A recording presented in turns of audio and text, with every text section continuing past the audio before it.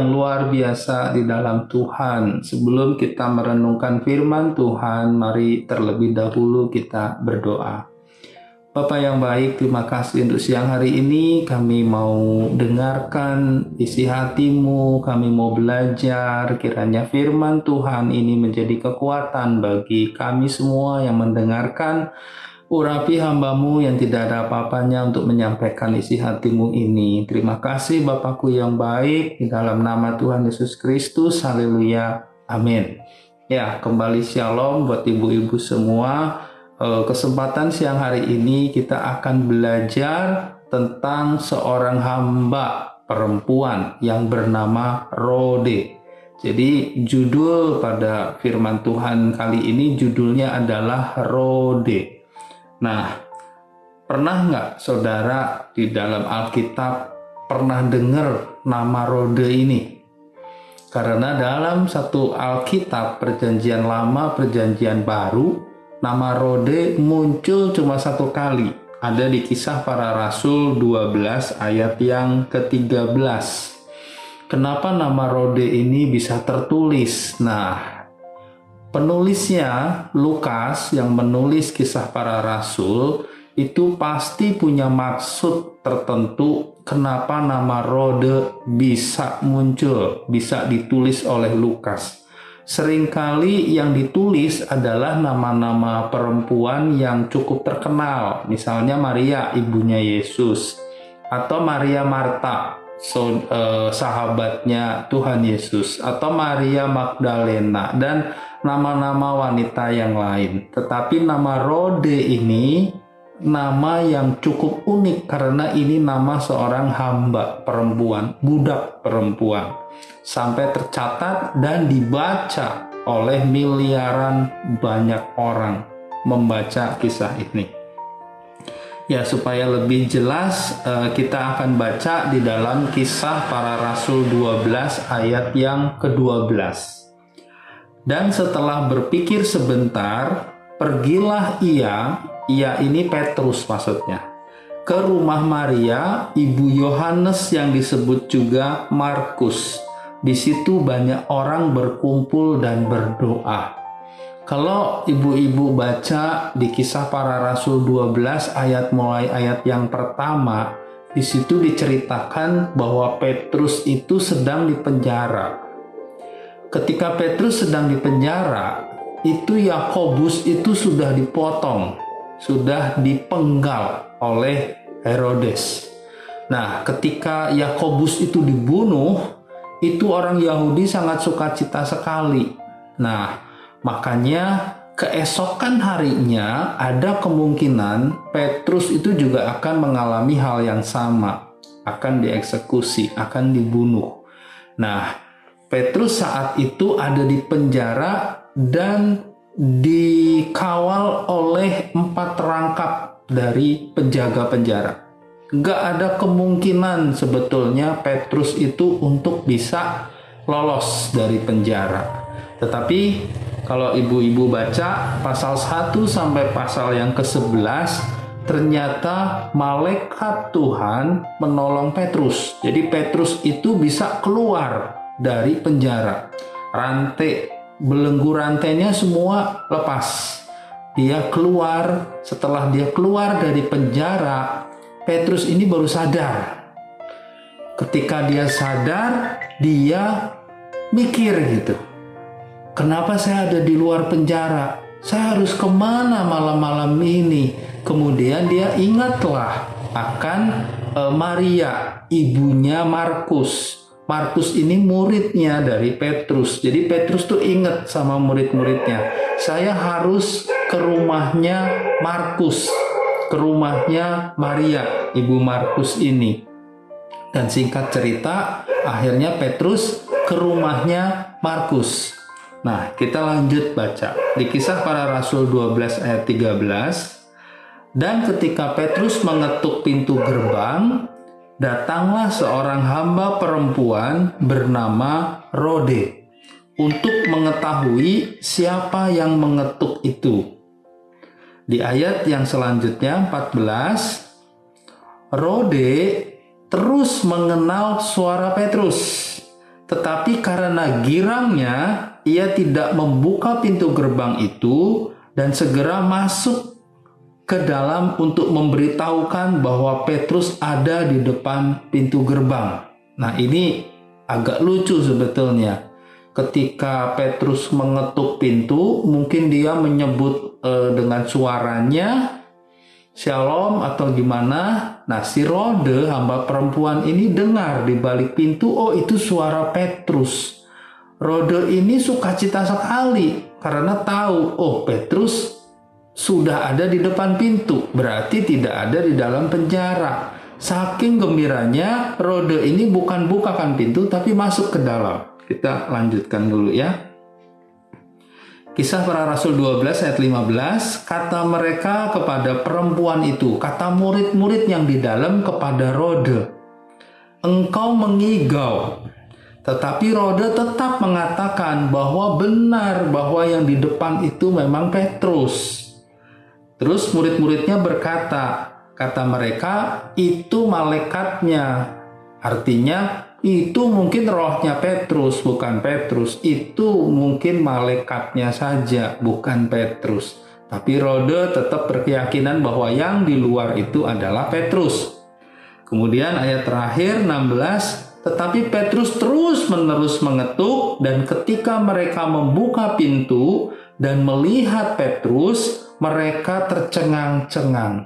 Nah, dari cerita ini kita mau belajar 4 hal dari seorang Rode, seorang hamba perempuan.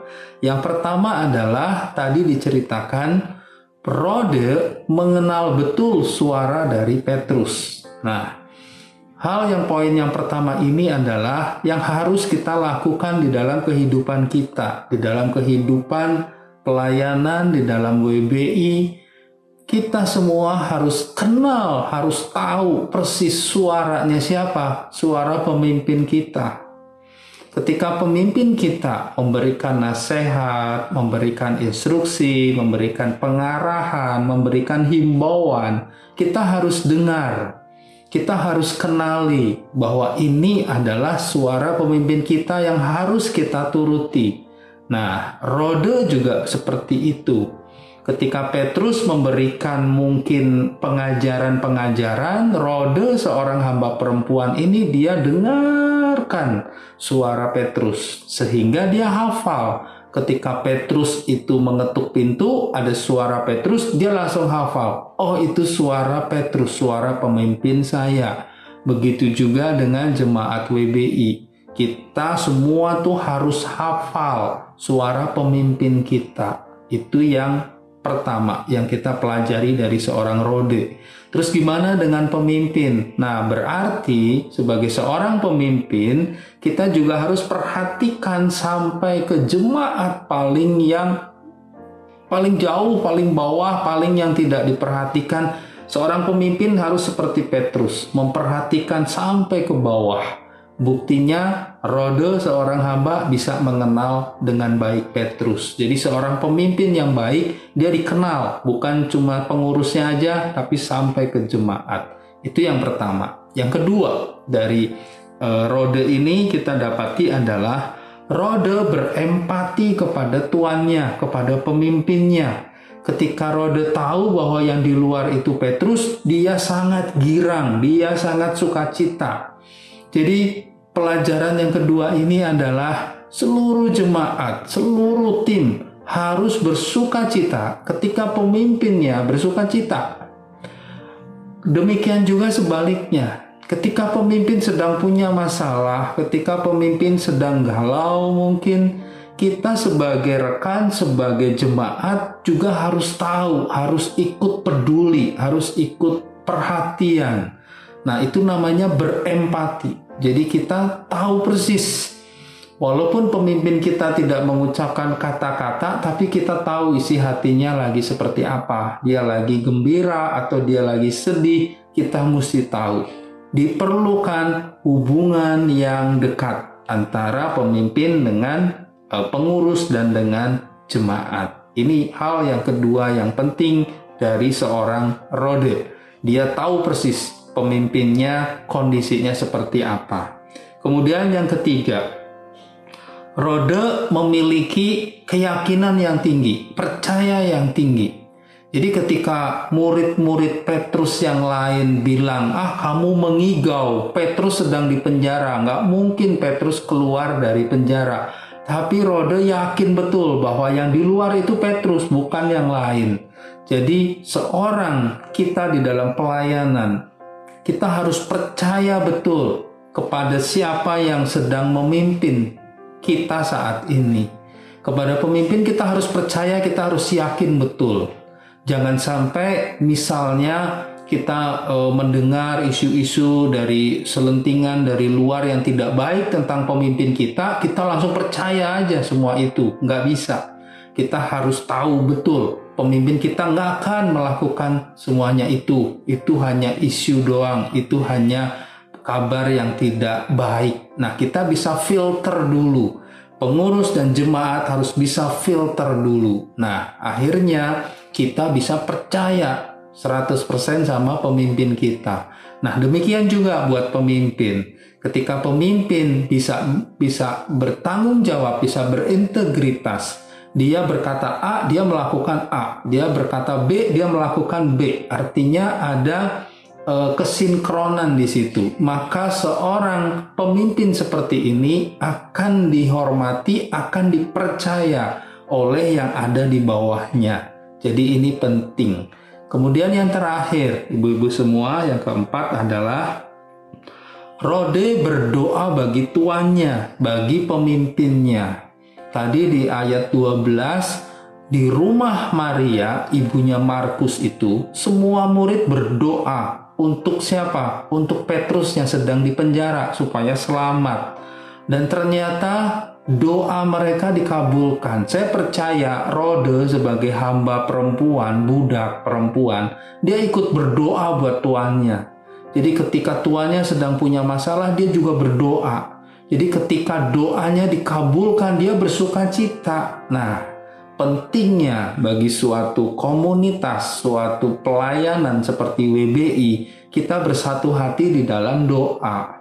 Jadi jemaat membangun hubungan doa, mendoakan pemimpinnya, seluruh rekan-rekan pengurus saling berdoa, terlebih seorang pemimpin harus berdoa untuk pengurusnya, untuk jemaatnya. Jadi ketika kita masuk di dalam doa, itu ada kesatuan hati, ada kesatuan pikiran, ada satu kesatuan dari perasaan kita sama gitu. Dalam satu pelayanan kita bisa unity. Nah, 4 hal ini yang penting yang saya bisa bagikan pada kesempatan kali ini.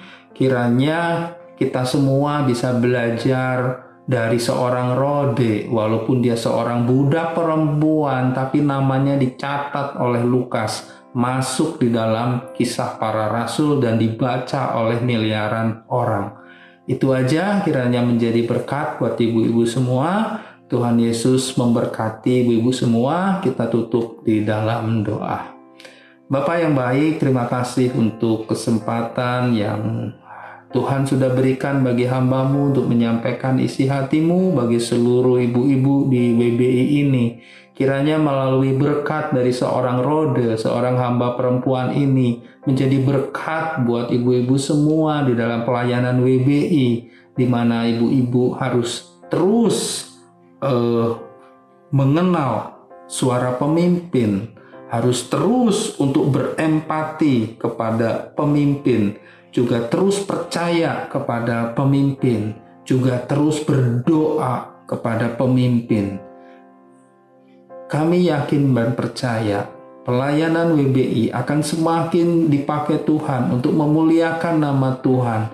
Tuhan berkati untuk pemimpin WBI, Tuhan berkati untuk pengurusnya, Tuhan berkati untuk seluruh jemaatnya yang saat ini mungkin dalam keadaan sakit. Tuhan jamah, Tuhan sembuhkan di dalam nama Tuhan Yesus Kristus. Tuhan berikan kesembuhan yang sempurna. Tuhan berkati keluarga demi keluarga, berikan perbaikan, peningkatan dalam perekonomian, sehingga keluarga-keluarga di dalam Tuhan ini dapat menjadi keluarga yang menjadi berkat bagi orang lain.